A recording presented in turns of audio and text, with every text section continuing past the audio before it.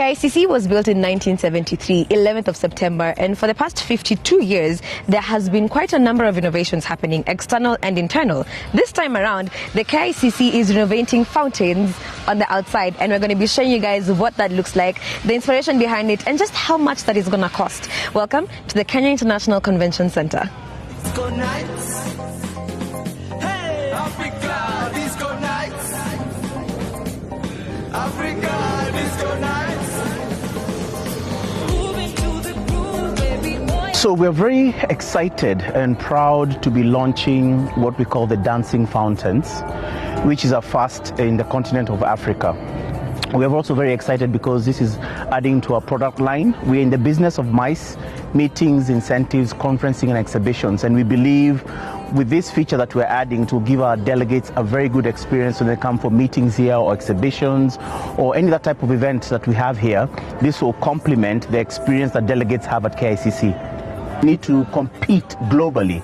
Like I mentioned, it's the first in Africa, and I think in the Asian market or Middle East we have Dubai, so this will be the first in Africa. So we believe with this innovation and this launch, it will take us to the next level. Matters MICE, matters international meetings, and just the wider tourism sector will be able to contribute to the tourism numbers for this country.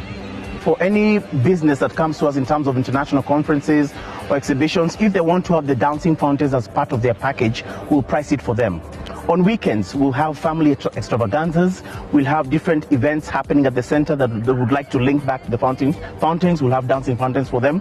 And also just people coming to watch the fountains. We'll have evenings. Certain evenings we'll close City Hallway. We're in conversations with the county to close City Hallway so we can have people just come and stand, sit, watch the fountains. We'll have vendors who will be selling food, drinks, just make it a nice experience outside the traditional MICE events that we host here every year.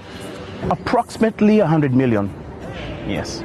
So I'm with the technical services manager of KICC, and he's basically going to be explaining to us the technical know-how of how these things are going to be happening, and we're going to be asking him a few questions. So tell us, what's the difference between the fountains that are here now and the ones that were there before? Okay.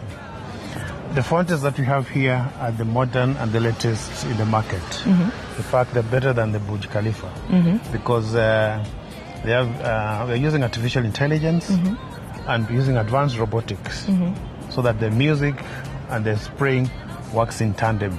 Yeah. So the fountains are able to dance to the rhythm of the music. Mm-hmm. At the same time, you can customize it to whatever music you want. Mm-hmm.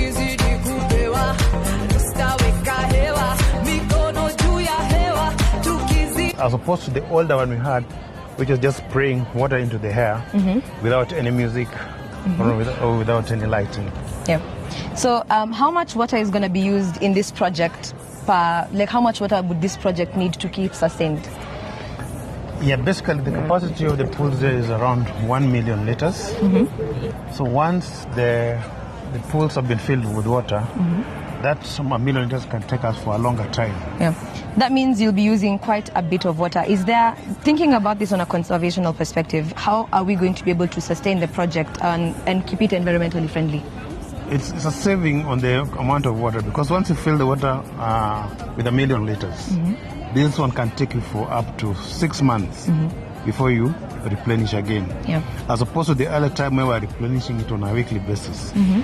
So there's a big saving for the part of KICC. We'll only be doing topping up to cover for the evaporation, yeah. losses, but that's a small amount. So we've talked about water. Can we also talk about electricity? Because like I'm seeing here, there's quite a number of electric cables and wires. You've talked of lighting, the dancing fountains, music. So how will you keep this sustainable on the energy end? On the energy going forward, mm-hmm. we are going to be using the solar power. Mm-hmm. We have a solar plant about 200 kVA on top of servo, mm-hmm. Which we'll be using to generate power to power the facilities here. Yeah. As you can see, they have over 30 motors in this fountain, mm-hmm. and another 30 motors, another 15. Mm-hmm. So all these, if they run together, consume a lot of power. Yeah. So we're going to use our solar plant to mm-hmm. provide power to this facility. The previous ones were built in 1973, the first fountains. Yes. So do we just discard of those? Because that's cultural heritage. What will happen to the old fountains?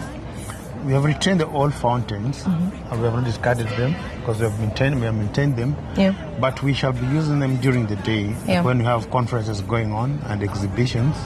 We'll be using the older fountains because they are using less power. But however, comes the evening when people want to have more recreation, more better facilities, we shall be using the modern fountains. How soon can we expect that this project is going to go up? We expect it to be launched by around 19th of this month. The 19th of March. Yes. Streams. Number one, the revolving restaurant, which used to be here many years ago, is coming back. We're currently in conversations with several investors who would like to take up the facility, put up a modern revolving restaurant.